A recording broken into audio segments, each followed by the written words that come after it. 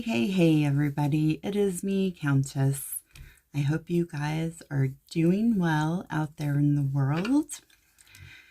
Back with another tarot reading, actually. My last tarot reading inspired me. Today, I just felt like when I woke up, it's time to sit down and explore another individual, a very curious and mysterious individual. That is Charles Maxwell Knight, aka M, the International Man of Mystery, not to be confused with Austin Powers. Yeah, baby. It's funny because sometimes I have to tell people, because they think I say Howard when I say my name, like over the phone. And then I have to say no, like I either say like Powers as in superpowers or Powers as in Austin Powers. Yes, that's cheesy. I know. I get it. But it works. People understand, right? So I just wanted to kind of briefly go over who he was and why I'm doing this tarot reading. It's all significant to the death of our dear number 9, which is on my t-shirt, by the way. Thank you very much, Dave Kornblum. He did a little like mini rock opera kind of thing, putting some really cool music to a few poems from the talent contest that I read out. So if you guys get a chance, go check him out. All right, guys, so let's shift our focus over to Maxwell.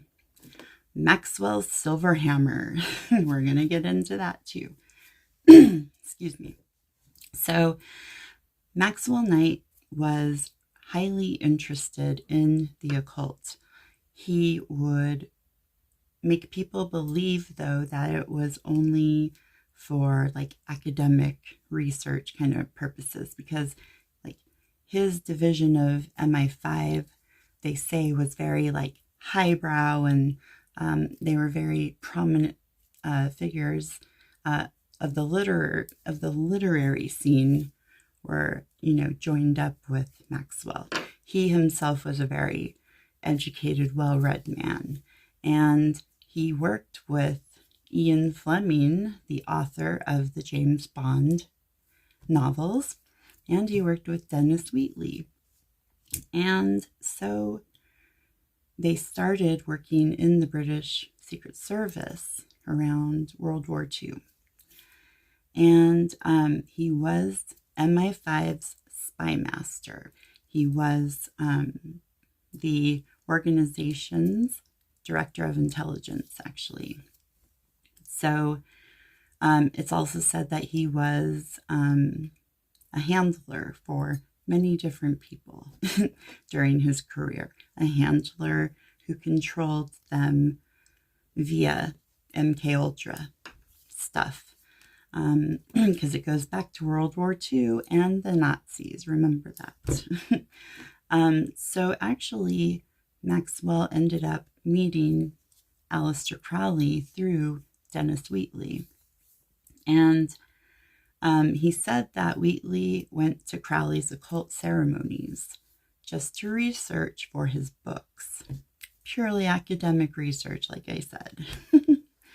Maxwell actually had 3 wives. Very curious, too.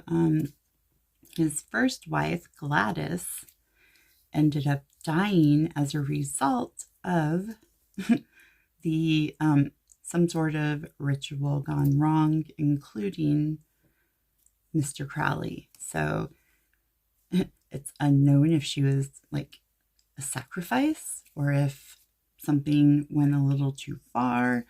Nobody really knows for sure. And it's interesting because I found a quote from Maxwell's second wife. Her name was Joan Miller. And she was actually his assistant. And so she said this about her husband. She said, quote, "I couldn't help dwelling on things I knew about M. That underlined things I knew about M that underlined his ruthless side in his character. I thought of his first wife's death, an obscure, sinister event as far as my knowledge of it went, tied with M's disgusting interest in the occult, unquote. So that's very interesting. She sort of knew that something untoward or evil or something happened to Gladys. But then Maxwell ended up divorcing Joan and getting married to a lady named Susie. And Susie, like, adamantly denied that Maxwell had this side to him. You know, oh no, not my husband. No way, right? Kind of in denial. Or he hid it from her, or she just said that as a bunch of bullshit to cover for him. Who really knows? I don't know. I didn't look into that really. So, Ian Fleming actually made sort of like a mesh of the character. He took characteristics from Maxwell Knight and his former boss, John Galfrey, as the model for the character M in the James Bond novel. So it's very interesting. A lot of M's quirky characteristics, they don't come just from Maxwell, like a lot of people believe. It was a meshing of his former boss and Maxwell. So it's saying, it's said by M's biographer that Ian Fleming, Maxwell, and Crowley were involved in an operation to entrap Rudolf Hess. He was like the third in command of the Nazis. And they, it said that they kind of tricked him. They told him that there was like this right-winged organization of Englishmen who were wanting to propagate peace between Germany and England. And so Rudolf Hess flew to Scotland for this meeting, but then felt he was tricked because what happened was not what he thought was going to happen. But we're not going to get into that. That's a whole other topic. Maxwell was rumored to be a closeted homosexual, and not that that matters. It's just that back in the day, homosexuality was, deemed illegal, and excuse me. And so he just had to hide a lot of himself from the people in his life, and even himself. People like that can really compartmentalize their lives and everything. And I've never been that way personally, but it's very interesting to see these people who just are able to switch it off or switch it on whenever it calls for. So that brings me to why I want to do this tarot reading today. Again, going back to the memoirs Billy shares, and Mr. Paul McCartney and his rumored death. It insinuates in the memoirs that Maxwell had something to do with the car crash. Like, the car crash was kind of like a conspiracy to cover up another conspiracy. Like, it said Paul did get into a car crash, but did not pass away like intended. So Maxwell came over with his silver hammer and finished the job. So I want to know, I want to ask the cards today, what was Maxwell Knight's part in Paul's death? It's very cloaked in mystery, and again, I'm going to use the Tattoo Tarot deck again. I cleaned her all up and she is ready to go. So these cards are just really beautiful on camera. So, and I haven't used them very much this last year. So we're going to give him a go. And if you guys are interested in checking this out with me again, I will see you on the other side. Take care, guys. All right. Welcome, welcome, welcome, one and all. Welcome back to my table. Old friends and new, all are welcome here. All right, guys, let's look into Mr. Maxwell Knight. What was his purpose in Paul's death? What was his place in Paul's death?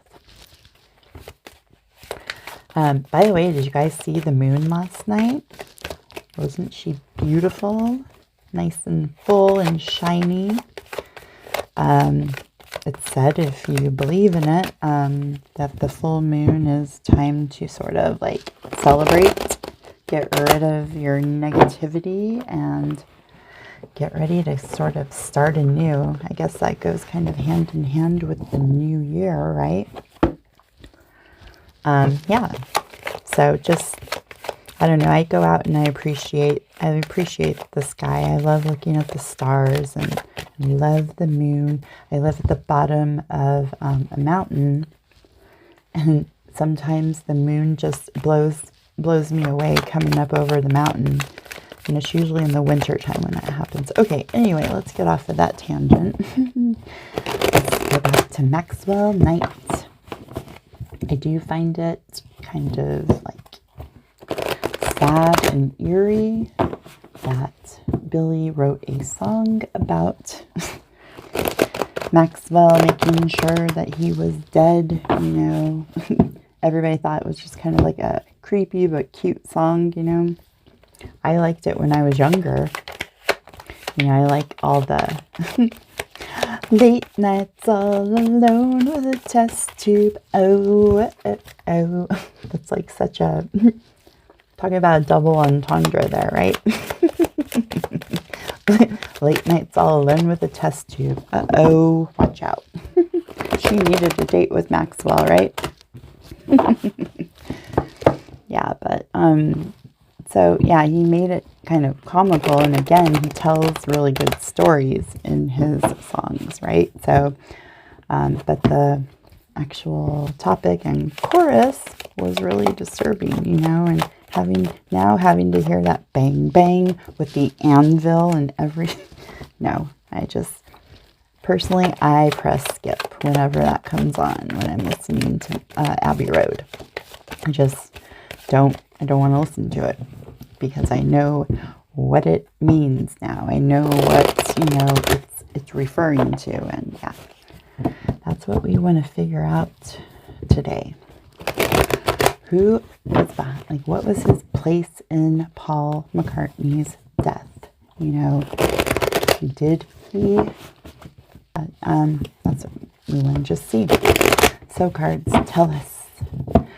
What was Maxwell Knight's place in this whole situation? I just want to make sure that we're all shuffled good. I'm just about done, guys.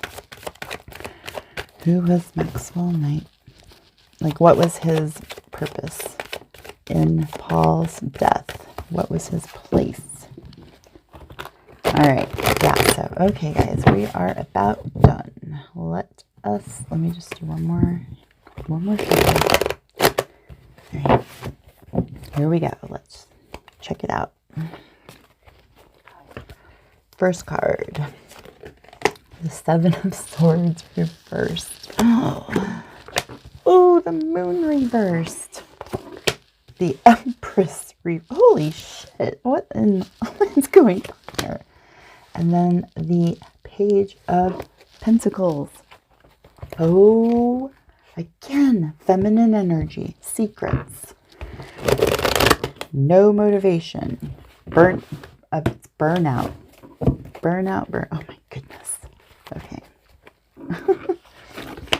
The Ten of Swords. Oh goodness. Seven of Wands reversed. I'm sorry, guys, but these are, ooh, there's a Knight of Cups. There's Mr. Romeo. He's the Romeo of the deck. Eight of Coins. The Eight of Pentacles reversed under the Page of Pentacles. Okay. Well, So we have some archetypes on the board. Nothing indicating an older man. However, we have a very romantic character on the table. This Knight of Cups is considered to be the Romeo. If you're doing a love spread and he shows up, that's a good omen. All right, let's start with this then. So we start with the Seven of Swords reversed.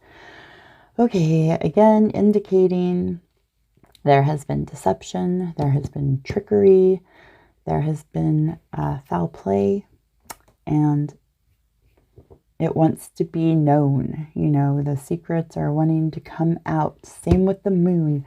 Again, the veil is wanting to be lifted to reveal said secrets. I cannot believe these two showed up at the very, very start.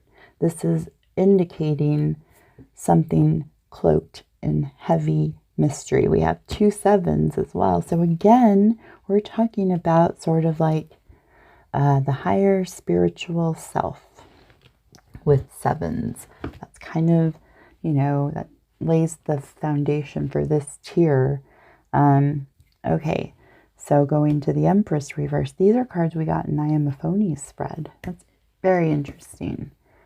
Empress reversed. Again, she is not her higher self in reverse. She is just, again, selfish, apathetic, no compassion, you know, everything's her way right away. You know, I could see her being somebody who is very demanding. The Page of Pentacles in reverse indicates, like, again, like I said, burnout. Nothing's happening, you know. Pages are supposed to be like the bringers of something good for like the knight to execute. He is in reverse. It's showing somebody who's just not motivated to go out and make things happen. So, I mean, I don't know if that's tying into the Empress and this feminine energy, because pages can be, their genders can be swapped out for male or female. So, I don't know if these two are in tow together. Let's check out this row. Again, we got like the worst card ever for indication of murder and foul play, guys. The Ten of Swords upright. No bueno. It is a card of like torture. You're having all 10 knives stabbed in your back. You know, you're just downtrodden, and due to, I don't know if that's due to secrets coming out, that this is up here. This is like the torture card. This is not a good omen when we're talking about Paul's death. And the Knight of Cups is here in this spread. Not good, especially with the secrets wanting to come out. That's like, is this a result of the secrets wanting to come out? You know, the veils wanting to lift. Seven of Wands, though, in reverse is like an acceptance, sort of. When it's upright, it's like you're standing your ground. You know, you're telling people to back off and get off you. With the Moon reversed, the veil wanting to be lifted, I could see these as two sort of harmonic cards, I guess, if that's the word I want to use.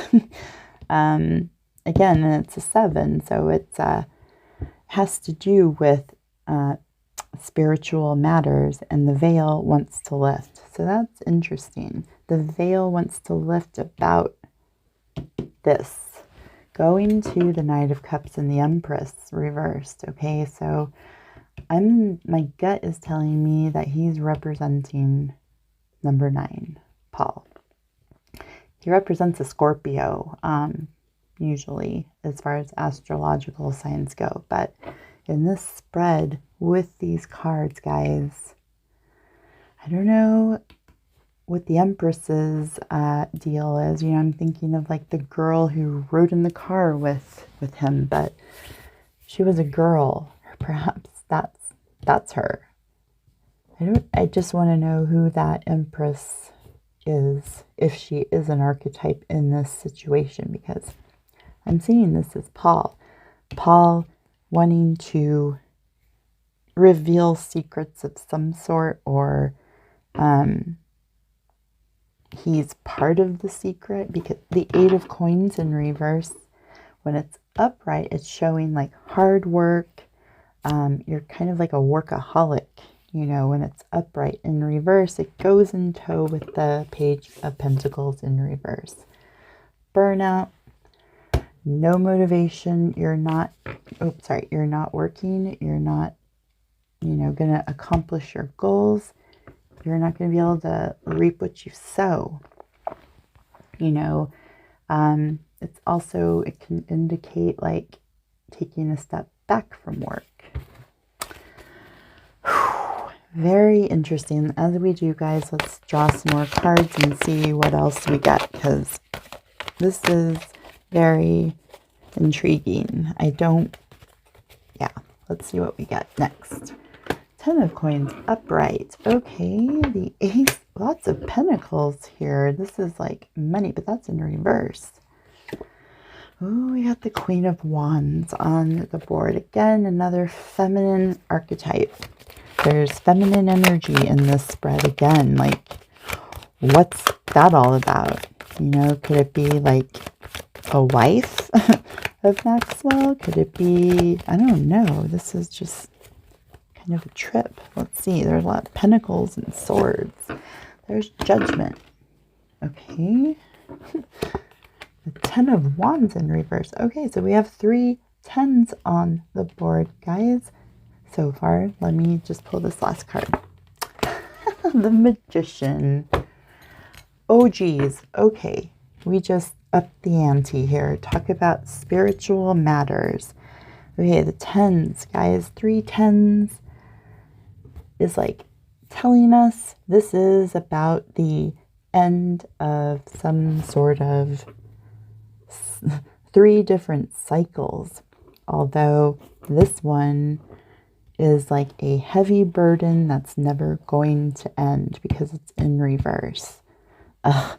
So 10 of Coins does indicate like financial and material security. You know, you have a good job, you're, you know, established with some money, a house, a car, you are secure in the material world. Contrasts with the whole like vibe of spirituality, in my opinion. You get to the Ace of Pentacles in reverse. That's showing a block of this success. This is showing this is not going to be happening. Fortune is not going to be happening because this new beginning that was supposed to happen with financial endeavors is not happening. The Queen of Wands might have something to do with that. I don't know who these women are. Could they be the magician's wives that I was talking about? You know, again, the wands are very sexual, fire and passion. You know, you see her with her wand and there's all kinds of fire coming off of her. Beautiful. I myself am a wand, a fire sign, and I just want to know who she is, though. Goodness, matched with the magician. So interesting. Okay, she represents just somebody who's on fire, basically. She is creative. She is innovative. She has the motivation and drive. She has very solid creativity inside of her. She's just the master of her suit, you know, second to the king. I find it intriguing that she's above the magician. I have to think that, yes, she might be a, I'm thinking this is Maxwell. Maxwell, oh, could it be Crowley?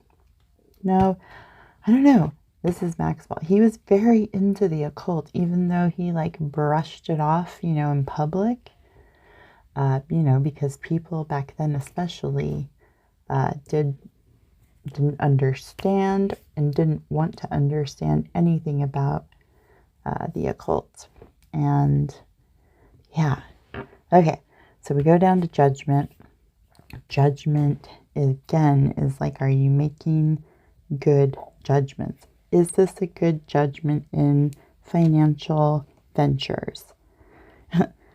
I would say no, it's not. So it's really weird. It's like tied to money. That's what I'm seeing. And it's, you know, he's making it happen. This is like a burden of some sort, a financial burden. Was he like in trouble with money? Is that why he did it? Did he? Because, you know, he was like retired and did like television shows and stuff. He was called like Uncle Max. You know, just was that, I'm just wondering if that's what it was about, was money. Because they're showing like a ongoing burden, but it's showing too the end of Mr. Knight of Cups. Holy Pete. Okay. The magician, yeah, makes everything happen. He manifests everything according to his will. And he's in tow with this Queen of Wands who is able to make things happen herself. Maybe this is like Joan or Susie. This must be Susie, because I think he was married to Susie when that happened. Or it could be somebody in MI5. You know, it could be some other secret agent or somebody related to Max. It seems like she might have, she has a lot in common with the Empress upright, but not in reverse. Let's see what we get. 8 of Wands. Okay. 9 of Pentacles in reverse. Ooh, again, conflicting. Very conflicting cards. With the 10 of Coins upright. Let's, This one's a little tricky to like put together.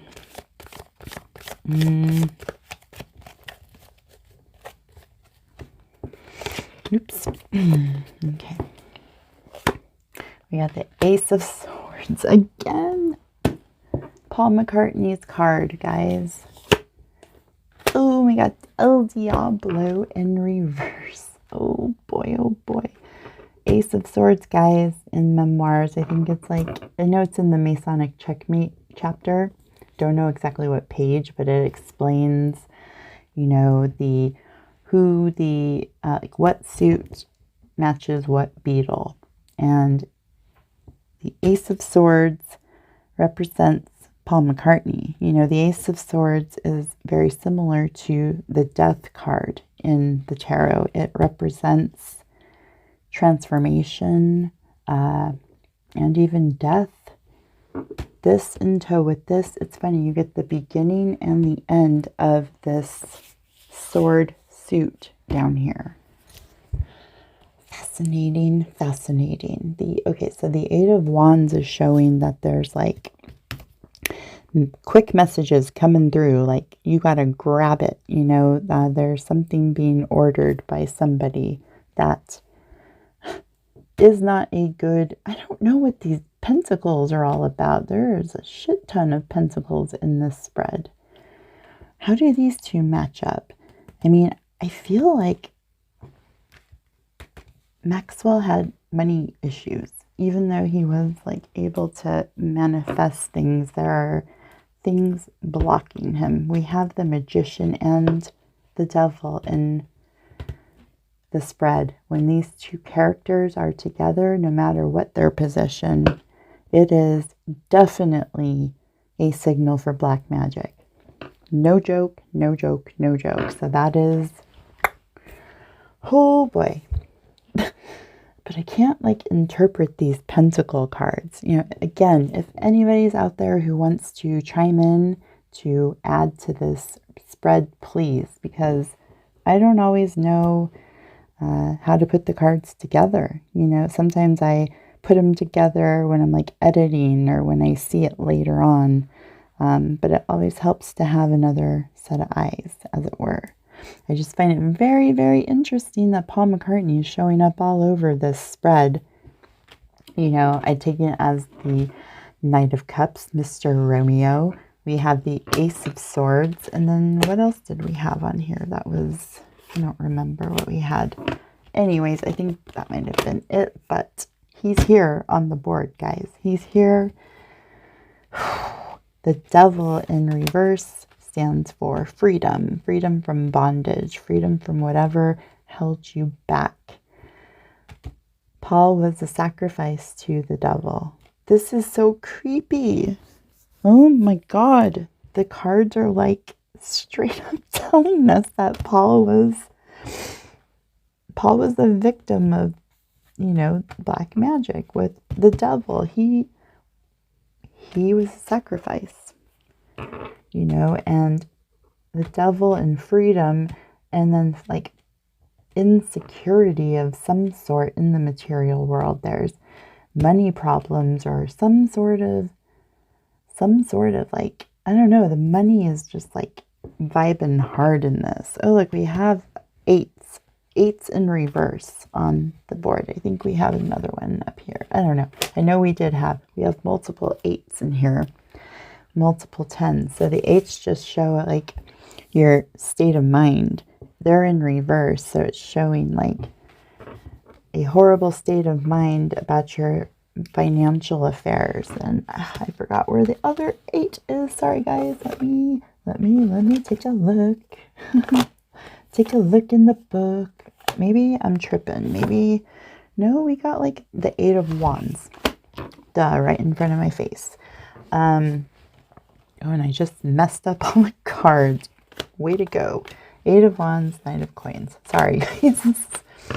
This is where we were. So yeah, we have one upright, one inverted, but it's showing like a frantic state of mind. You know, this one is like wanting to get things done. This one in reverse is like insecurity in the material realm. Ooh, this is crazy, you guys. Maxwell did this as a part of the sacrifice to the devil. You know, his involvement with the occult and Crowley ran deep. You know, Billy's path was set out for him when he was young. They made the pact and they decided. Ooh, the 7 of Coins in reverse. Ooh, again. This is all like based around money. It is, because when it's 7 of Pentacles, it's upright. It is all about, you know, reaping what you sowed in the field and being happy. And it's, again, another 7. Holy shit. The 7s are all about spirituality, the spiritual realm, the higher self. We have these 2 characters in the mix and Paul. You know, so Maxwell's part in this death, I conclude, is that he was a sacrifice to Satan and the job had to be done. And he did. He did the job. He got it done. And he made sure he was dead. I don't exactly know particulars, but I think it has something to do with money as well. I really do, because Pentacles are going hard in this one. And I just can't believe these 2 characters showed up. And I just want to know what the Empress in reverse too. Again, guys, let me know what your thoughts are on these cards. Kat, my spread differs completely from yours, so that makes it even more interesting. I'm going to have to take a look at all of these in a little while after I decompress. But that is my spread on Mr. Maxwell Knight. It shows he was involved in the occult. He was involved with Paul McCartney's death. Paul came up in this spread, no question, no doubt. I didn't see Bill or anything, but we have the Magician too. So the Magician could even be Crowley executing this. You know, Crowley wasn't there, but you know what I mean. He was a Maxwell was a follower of Crowley. He was a closeted homosexual and a closeted occultist, you know. He did the job because it had to be done. And that's what these cards are showing. So yeah, that's all I got for now, guys. Wow. I'm like really wigged out by this spread. My gut is really, really raging right now, so I have to go decompress. Whew. Let me know what you guys think about this one in the comments. Please, please, please. I want to see if you guys have any other interpretations. So that is it for me, guys. So until my next video, I hope you guys all have a wonderful day, and I will catch you later. Bye, guys.